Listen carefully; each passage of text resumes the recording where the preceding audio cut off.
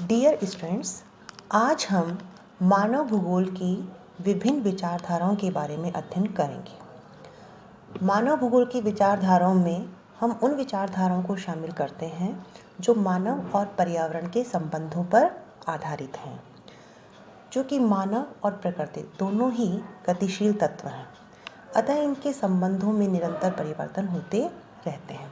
विभिन्न कालों में मानव और पर्यावरण के संबंधों को लेकर विभिन्न प्रकार की विचारधाराएं प्रस्तुत की गई। उनमें सबसे पहली विचारधारा है नियतिवाद। नियतिवाद को हम निश्चयवाद, प्रकृतिवाद और पर्यावरणवाद के नाम से भी जानते हैं। यह विचारधारा 18वीं सदी में शुरू हुई और 18वीं और 19वीं सदी में इस विचारधारा का प्रभुत्व रहा। इस विचारधारा का विकास जर्मनी में हुआ। यह विचारधारा मानव पर्यावरण संबंधों की पर आधारित सबसे प्रमुख विचारधारा है।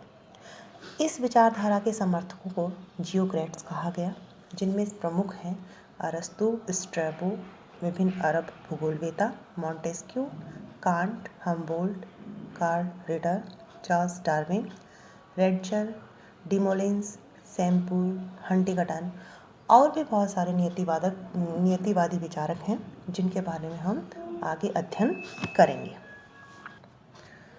स्टूडेंट्स, नियतिवादी विचारधारा का सार यह है कि मनुष्य और उसकी समस्त गतिविधियां प्रकृति द्वारा प्रभावित और नियंत्रित होती हैं। मनुष्य की शक्तियां महत्वहीन और अप्रभावी होती हैं।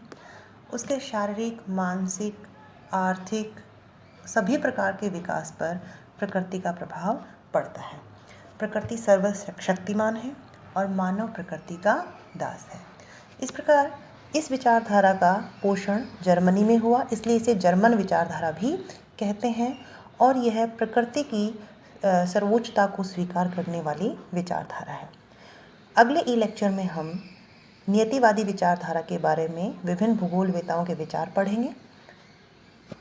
धन्यवाद।